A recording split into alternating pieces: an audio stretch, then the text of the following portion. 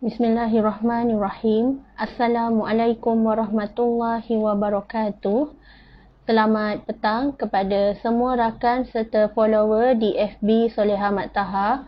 Okey, apa khabar anda semua hari ini? Soleha doakan agar semuanya dalam keadaan sihat walafiat, sentiasa diberikan kemudahan dan juga kelancaran dalam setiap urusan yang kalian lakukan, insya-Allah dipermudahkan oleh Allah Subhanahu Wa Taala. Okey, hari ini merupakan sharing ilmu daripada Solehah hari yang ke-6 pada sesi tahun 2022 ni. Alhamdulillah. Tajuk kita hari ini adalah tanda-tanda ditelan bumi. Apakah tanda-tandanya? Insya-Allah Solehah akan kongsikan sebentar lagi. Tapi sebelum tu, kepada anda semua, tolong kongsikan dan sharekan Solehah punya link FB Live pada hari ini supaya lebih ramai orang yang akan dapat manfaat daripada perkongsian ilmu yang berkat, insya-Allah. Hai, waalaikumsalam Puan Masyita. Hai, waalaikumsalam Puan Nur Syahidah Hamidi. Waalaikumsalam Puan Nuranisa. Okey, alhamdulillah. Okey, sebelum Solehah memulakan sharing ilmu pada hari ini, jom sama-sama kita berselawat dan berdoa semoga Allah mempermudahkan majlis ilmu pada hari ini, insya-Allah. Allahumma salli ala Sayyidina Muhammad wa ala alihi Muhammad. Allahumma salli ala Sayyidina Muhammad wa ala alihi Muhammad. Allahumma salli ala Sayyidina Muhammad wa ala alihi Muhammad. Bismillahirrahmanirrahim. Allahumma ftah alaina hikmataka wa anshur alaina min khazaini rahmatika ya arhamar rahimin. Rabbi shrah li sadri wa yassir li amri wahlul 'uqdatan min lisani yafqahu qawli. Amin ya Allah ya Mujib. Okey, ada beberapa tanda bagaimana bumi tu saatnya nanti ditelan. InsyaAllah kita ambil iktibar dan juga pengetahuan untuk hari ini supaya kita akan meredikan dan prepared diri kita. Kita akan membuat persediaan, preparation untuk diri kita supaya nanti tak adalah kita terkejut sebab kita tak tahu apa-apa kan. So hari ini kita tambah ilmu untuk kita mengetahui tanda-tanda bagaimana bumi ditelan. Okey, ada beberapa tanda. Okey, tanda yang pertama, bila bumi ditelan akan berlakulah dukhan, iaitu asap tebal yang akan meliputi bumi selama 40 hari dan bumi kita akan mengalami keadaan yang sangat gelap, tak ada cahaya. Orang kata kegelapan kan. So dukhan ni telah Allah ceritakan bagaimana di dalam surah Ad-Dukhan tu sendiri akan berlaku secara jelas saatnya nanti sebelum munculnya hari kiamat. Akan berlaku dukhan, iaitu asap yang sangat tebal selama 40 hari meliputi bumi kita ni. So dalam 40 hari tu apa yang kita nak survive dalam hidup kita? Kalau kita tak ada iman, kalau kita tak ada makanan rohani, kita ingat dalam masa kegelapan tu, sebab tu orang yang tak ada iman, tak ada ilmu agama, malas nak baca Al-Quran, malas nak solat, malas nak dekatkan diri kita dengan Allah, maka itulah selemah-lemahnya iman. Saat itu hidup dalam porak-peranda, kelang kabut, tercari-cari, berada dalam ketakutan. Tetapi orang yang beriman dan beramal soleh, mereka adalah orang yang tenang. Waktu itu mereka tenang. Makanan rohani pada waktu itu adalah zikrullah. Dengan mengingati Allah, hati mereka akan bertambah tenang dan dalam keadaan yang baik-baik je. Itu adalah beza antara orang yang beriman dengan orang yang tak ada iman. Kurang iman. So insya-Allah bila kita dah tahu dah tanda-tanda sebelum bumi ni ditelan, iaitu berlakunya kiamat, kita kena bersedia. Saat itu pasti akan berlaku menurut firman Allah Subhanahu Wa Taala. Hai, waalaikumsalam Puan Zurinawati, Puan B dan semuanya. Okey, alhamdulillah. Okey, tanda yang kedua akan munculnya dabbah. Dabbah ni adalah binatang buas yang akan muncul dari perut bumi. Binatang buas ni dalam istilah bahasa Arabnya, bahasa Al-Quran adalah dabbah. Dabbah akan muncul dari dalam perut bumi. Tiba-tiba banyak kan binatang buas keluar. Zaman sekarang dah ada ke binatang buas? Binatang buas ni kita tak tahulah macam mana rupanya. Dia sangat pelik lah. Sangat pelik dan tak sama dengan binatang yang sedia ada sekarang. Itu adalah tanda-tanda bila nak berlakunya kiamat. Sangat menakutkan kan. Tadi anak Soleh tengok baca nota. Tiba-tiba muka dia berubah macam berkerut. Tanya dia, takut ke? Memang takut. Inilah tanda-tanda kiamat bila akan berlaku. Tanda-tanda besar kan. So, binatang ni akan muncul di muka bumi kita ni. Binatang yang buas, yang membahaya. So, hati-hati. Hanya orang yang beriman, Allah akan lindungi dan pelihara. InsyaAllah. Okey, yang seterusnya akan keluar Ya'juj dan Ma'juj. Ya'juj dan Ma'juj ni apa? Ini adalah antara kelompok manusia yang memiliki kekuatan luar biasa, namun peranan mereka adalah merosakkan kehidupan. Mereka ni adalah perosak. Kelompok manusia yang akan terpecah kepada 3 bahagian nanti, yang akan merosakkan kehidupan manusia, menyebabkan manusia hidup dalam porak-peranda, dalam ketakutan, dan golongan ini akan menghancurkan manusia satu persatu. So keluar Ya'juj dan Ma'juj ni memang sangat-sangat menakutkan. Kita tak tahu kan zaman anak cucu kita ke nanti, ataupun kita sendiri ke yang mengalami. Be prepared, dan insya-Allah bila kita tahu ilmu-ilmu ni, kita tak adalah terkejut sangat. Sebab kita dah tahu dah Allah telah memberikan kita peringatan demi peringatan supaya kita menjaga amal kita, kita top up ilmu kita, tambah ibadah kita menjadi yang lebih baik insya-Allah. Okey, yang seterusnya akan keluarnya Dajjal. Dajjal ni adalah daripada perkataan Arab, iaitu Dajjal bermaksud pembohong ataupun penyamar.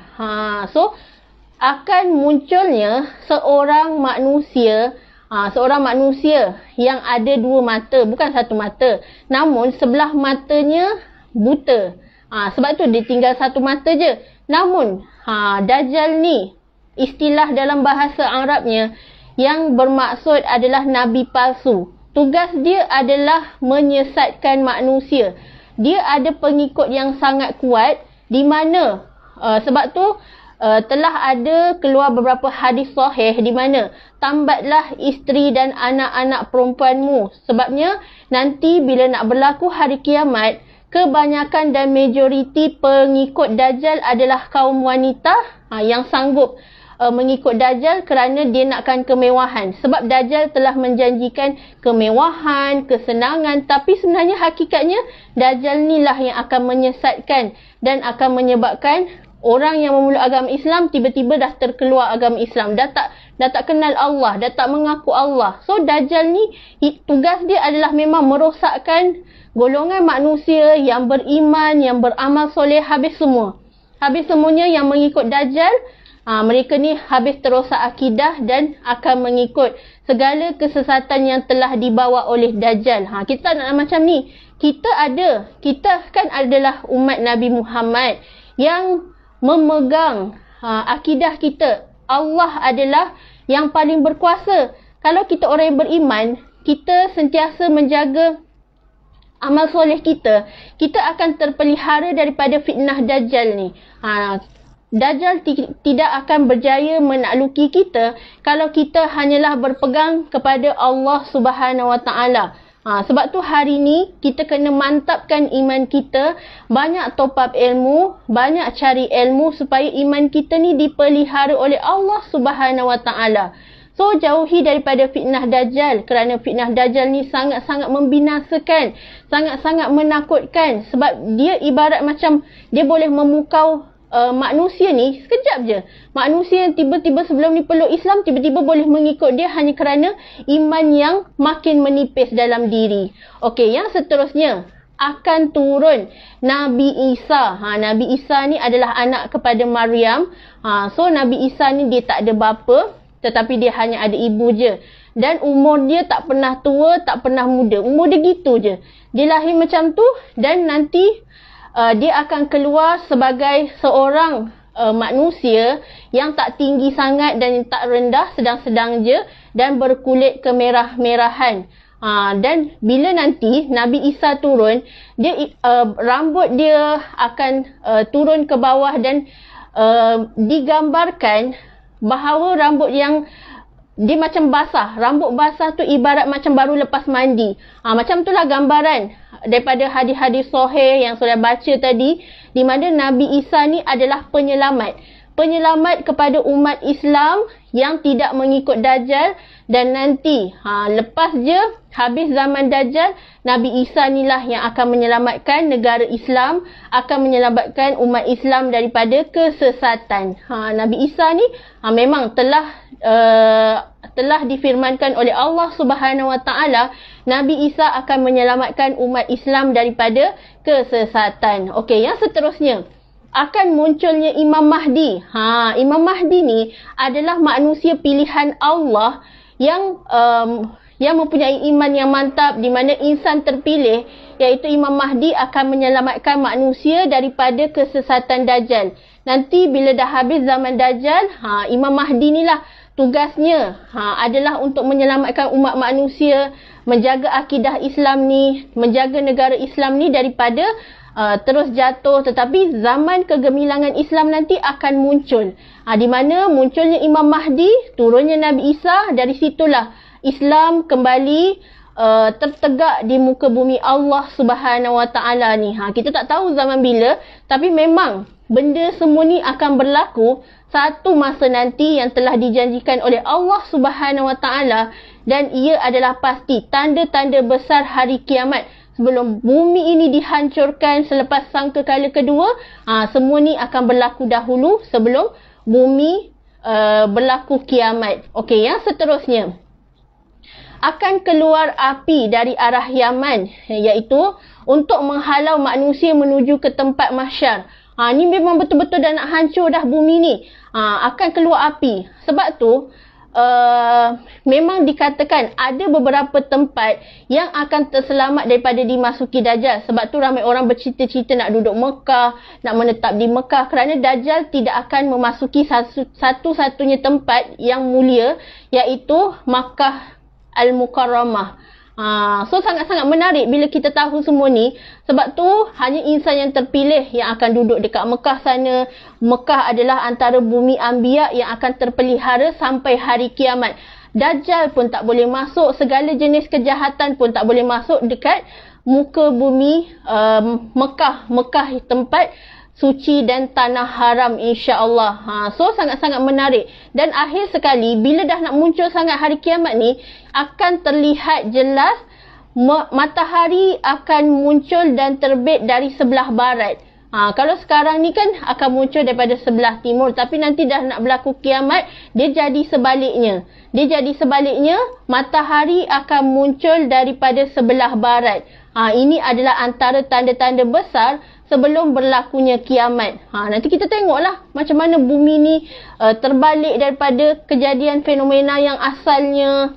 Sangat-sangat menakutkan. Sebab tu waktu sekarang ni kadang-kadang kita dah melihat dah bagaimana kiamat kecil telah berlaku dengan adanya penyakit, dengan adanya peperangan di luar negara sana.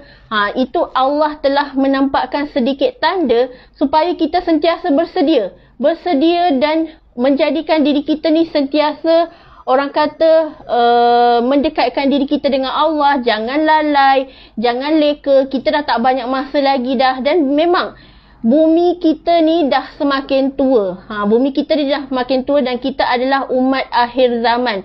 So jangan lalai lagi. Teruskan untuk upgrade ilmu, upgrade iman kita, upgrade amal kita. Mana yang terkurang kita perbaiki solat kita, perbaiki hubungan kita dengan Allah, perbaiki hubungan kita sesama manusia, supaya kita sentiasa dalam rahmat dan kasih sayang Allah Subhanahu Wa Taala.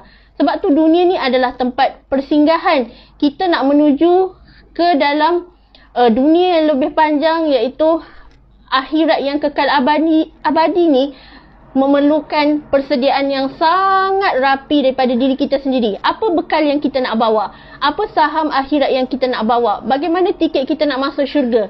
Adakah kita betul-betul dah bersedia? Ataupun adakah kita betul-betul belum bersedia lagi? Masih lagi nak enjoy, masih lagi nak main-main, masih lagi nak bergelak ketawa, tak nak bertaubat, tak nak ubah diri, tak nak mengaku kesalahan, tak nak minta ampun daripada Allah Subhanahu Wa Taala. Banyakkan insafkan diri kita ni dan banyakkan muhasabah diri kita supaya Allah sentiasa jaga kita, jaga iman kita, beri kita hidayah sampai kita nafas yang terakhir. Tak kita yang melalui zaman ni, sudah pasti anak kita, cucu kita nanti yang akan melalui zaman ini nanti, iaitu kiamat yang pasti akan berlaku. So bersedia, insya-Allah kita semua mendapat perlindungan Allah, sentiasa dipelihara imannya, dan bila kita dah tahu ilmu ni, hendaklah ada rasa takut dan gentar dalam diri kita supaya kita tak terus rasa selesa, supaya kita tak terus rasa berangan-angan tanpa apa-apa tindakan. Kita hari ni usaha kita nak raih kasih sayang Allah, usaha kita nak menjadi hamba yang bertakwa dan sentiasa nak ubah diri menjadi yang lebih baik. Tak naklah sama je kita punya sikap sama dengan tahun-tahun kebelakang, tetapi kita janji dan azam sungguh-sungguh dekat diri kita, nekat dalam hati, ya Allah, semoga ini adalah antara permulaan aku untuk menjadi insan yang lebih baik daripada hari-hari sebelum ni, insya-Allah. So semoga dengan perkongsian ilmu daripada Solehan ni dapat memberi anda sedikit input dan juga membuka minda anda supaya kita hidup ni tak kekal lama. Hidup kita ni tak kekal lama. Kita hendaklah bersedia mental fizikal kita untuk terus menyambung urusan kita di akhirat kelak, insya-Allah. Okey, saya doakan agar anda semua dijauhi daripada fitnah kubur dan sentiasa dipermudahkan urusan, dapat masuk ke syurga Allah tanpa azab, tanpa hisab, insya-Allah. Okey, wabillahi taufik wa hidayah. Wassalamualaikum warahmatullahi wabarakatuh.